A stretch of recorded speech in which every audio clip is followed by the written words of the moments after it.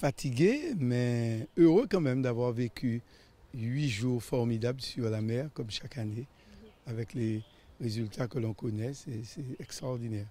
C'était du sport, c'était de la régate aussi. Et c'est la première étape d'ailleurs, c'est un enseignement à tirer de ce tour à l'envers, parce qu'il faut bien faire un bilan. Le tour à l'envers, tout compte fait, qui est une réussite, mais en termes de manœuvre marine, sur un tour, je crois que c'est la première étape qui nous offre vraiment du plus près du louvoyage.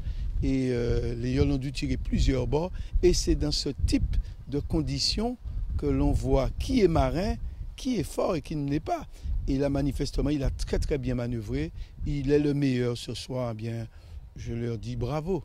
Oui, la susceptibilité du vainqueur qui était dans une vaste histoire hier, plutôt mauvaise pour lui, et qui aujourd'hui se reprend de manière admirable, quoi, et qui de manière insolente gagne l'étape et gagne le tour. C'est l'essentiel d'aujourd'hui, qui a relégué à plus de 12 minutes celui qui le devançait hier d'1 minute. Je crois que c'est tout simplement fabuleux et je leur tire mon chapeau. Je ne sais pas s'il y a eu vraiment un effort de Rosette. Rosette a fait illusion l'instant des quelques minutes après la course. Mais après, tout était joué, quoi. On n'était même pas sorti de la baie de Trinité, que le temps d'1 minute 28 était déjà enlevé. Donc Rosette a fait pâle figure aujourd'hui.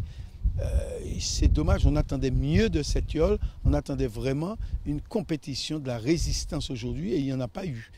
Ce qui a facilité le vainqueur, que je salue encore. On a pu voir aussi la combativité de Zapetti.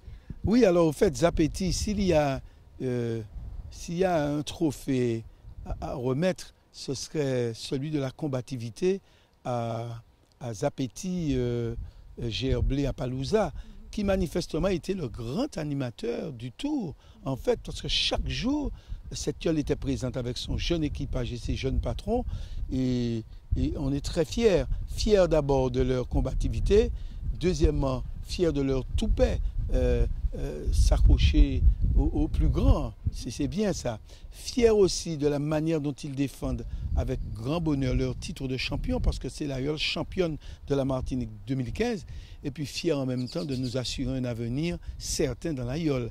Et j'en appelle à toutes les yoles d'ailleurs de faire l'effort pour que demain on ait des patrons de niveau, et c'est dès maintenant que ça se joue.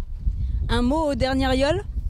Eh bien oui, merci de pouvoir, qu'elles nous pardonnent déjà de n'avoir pas été en leur compagnie très longtemps et de manière assidue. Bon, mais c'est le jeu aussi, quoi. Il ne faut pas non plus prendre des abonnements aux dernières places. Et pour cela, il faut, quand sur 10 ans, une yole se retrouve toujours en dernière place, il faut arrêter. Il faut arrêter de se poser des questions et tout refondre et repartir à zéro dans de meilleures conditions. Parce que déjà, sur la ligne de départ, on voit qu'il y a 3 niveaux. Les grosses yoles fortes, les moyennes et puis les petites qui partent chacune avec une voile de pêche. On se dit bien qu'on a le résultat avant même le départ de la course. Donc, c'est le moment de se reprendre en main et d'y croire parce qu'on a aussi besoin d'elles. Donc, bravo aux petites qui ont pu animer, donner un tempérament à la course, mais en même temps, il faut qu'elles sortent de là et qu'elles attaquent. Et puis, il y a celles qui sont sorties du fond et puis qui ont osé cette année. C'est le cas à ce titre de la yole de CDTM, la yole que j'appelle la yole pirate avec sa voile noire, sa peinture noire, ses couleurs noires de Californie. Bravo, c'est très bien. La yole aussi Fizère qui a montré le bout du nez. En un mot, les choses bougent, mais pourvu qu'il y ait un nivellement par le haut.